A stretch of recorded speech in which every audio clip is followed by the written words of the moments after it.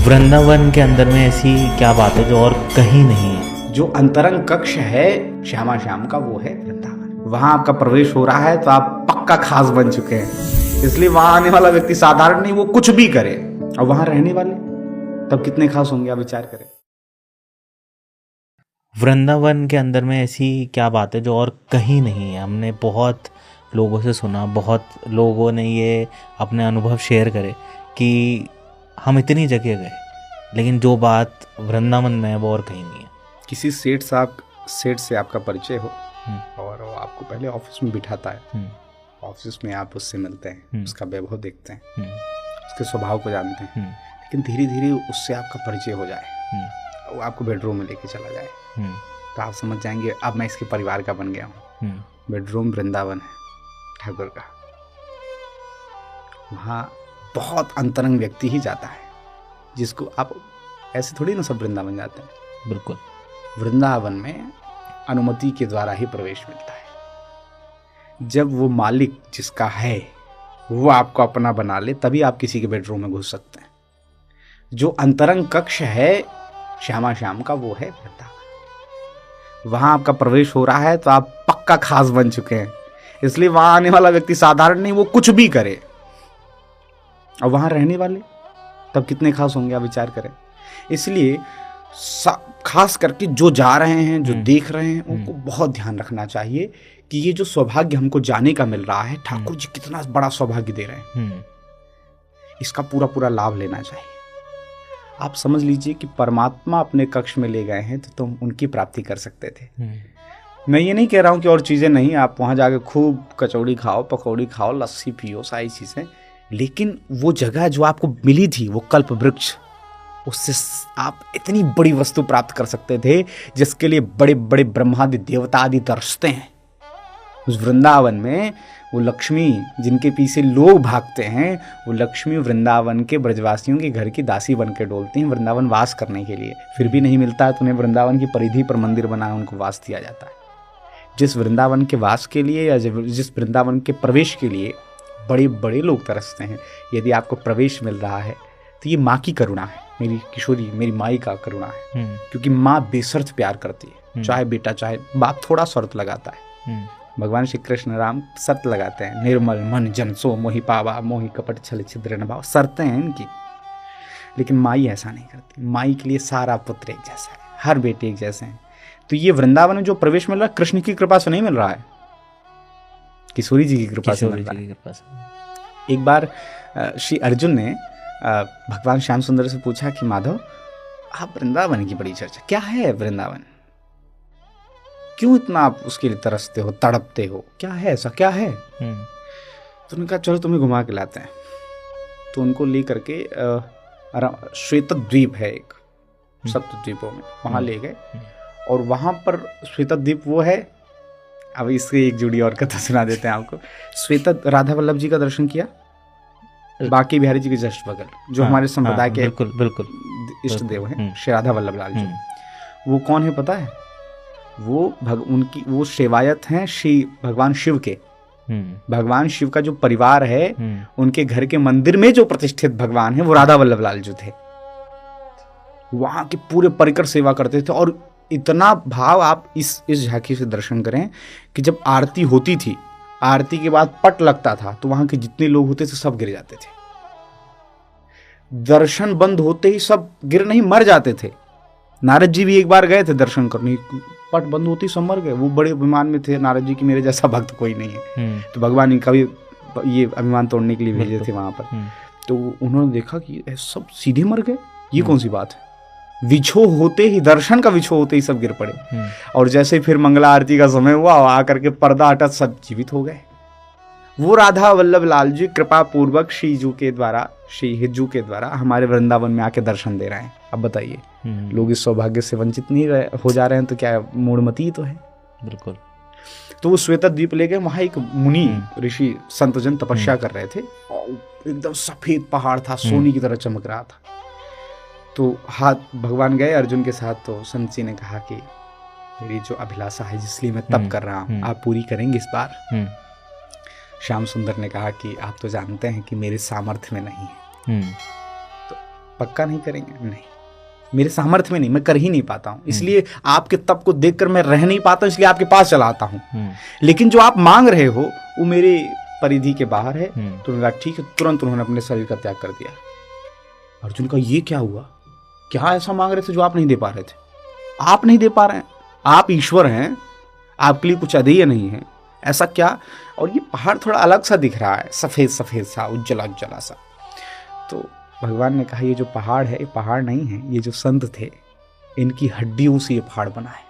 इतनी बार इन्होंने यहाँ तप किया है, जब जब मैं दर्शन देता हूँ और ये मृत्यु को प्राप्त होते हैं, इनकी हड्डियों से ये पहाड़ का निर्माण हुआ है। ऐसा क्या है जो इतना बड़ा तप कर रहे हैं और मांग रहे हैं, आप दे नहीं पा रहे हैं? भगवान ने कहा ये वृंदावन वास चाहते हैं जो मेरे अधिकार में नहीं है। श्री जी कृपा करते हैं तब होता है। तो आपको प्रवेश मिल रहा है, आपको वास मिल रहा है, ये माई की अकारण करुणा है। सहज स्वभाव पर्यो नवल किशोरी जी को मृदुता, दयालुता, कृपालुता की राशि है। तो ऐसे वृंदावन का यदि नाम भी हम लोग ले रहे हैं तो आप समझ लीजिए निज घर है, निज महल है श्री श्यामा श्याम का। तो वहां पर आप बड़ी से बड़ी उपलब्धि को प्राप्त कर सकते हैं, बड़ी बड़ी रस को प्राप्त कर सकते हैं, लेकिन इस उद्देश्य से जाया जाए तब, नहीं तो रील बना के चले आओगे। रियल में जो परमात्मा तुम्हें मिल सकता था उसका तुम रील बना के आए हो। एक इसी चंद लाइक और चंद उसके लिए तुम वहां घघरी पहन कर नाच के आए हो, जबकि वो तुम उसको अपनी साड़ी पे नचा सकते थे, वो वहां बैठा है। रियल वाला परमात्मा को तुम रील में खोज रहे हो। तो अपना अपना वो है, जितना हम लाभ ले पाते हैं उस कल्प वृक्ष से।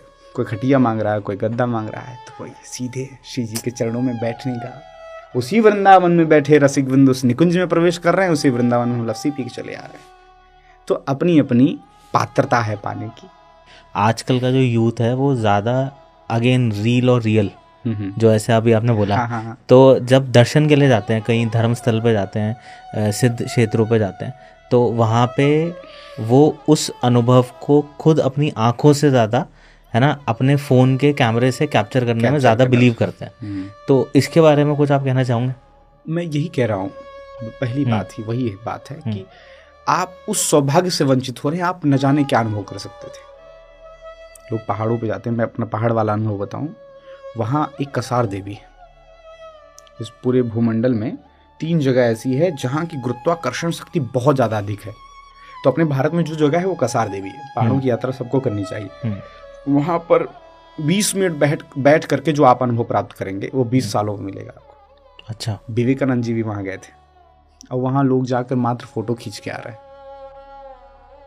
आप वहाँ बैठे होते तो कुछ ऐसे अनुभव को प्राप्त कर लेते जो जिसके लिए शब्द नहीं है। नहीं तो आप फोटो खींच के आए तो ठीक।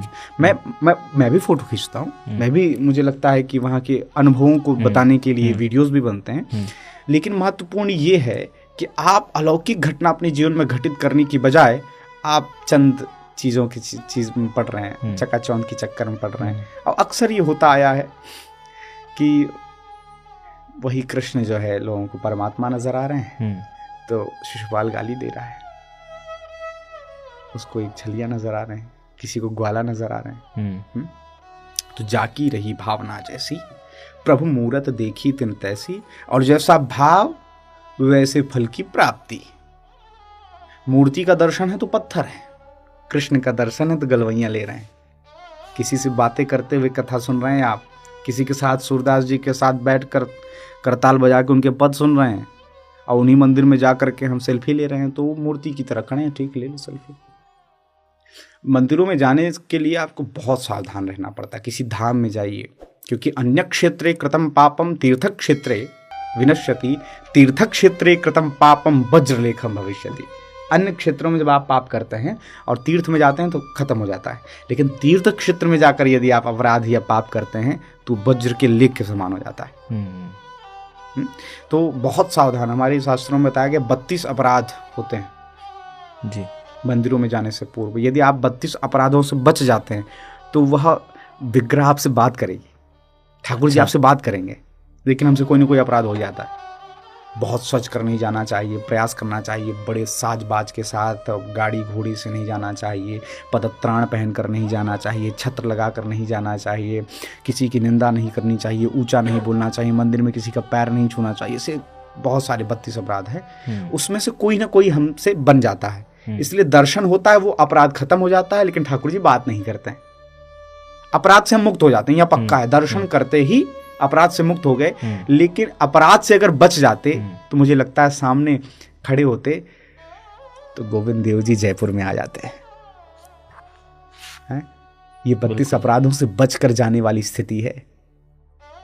तो क्या क्या लाभ हम ले पाते हैं वो हमारे रियल पर असर डालता है कि रील के चक्कर में जा रहे हैं कि रियल में परमात्मा। अरे बगल से कृष्ण गुजरता आता है और रोम खड़े हो जाते हैं हवाओं में, वो उसका उनका महसूस होता है। लेकिन हम तो सेल्फी ले रहे हैं उस समय तो कैसे पता चलेगा? निधिवन में जा करके जहां नित्य रास परमात्मा करते हैं उस जगह पे जाकर हम वीडियो बना रहे हैं जहां प्रभु क्या पता किसी लता के रूप में खड़े हैं, बिल्कुल देख रहे हैं।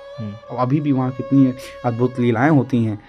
श्रृंगार गृह में सारे वस्त्र, सारे दंत धावन की सामग्रियां शाम को रखी जाती हैं और बिस्तर उथल पुथल मिलता है।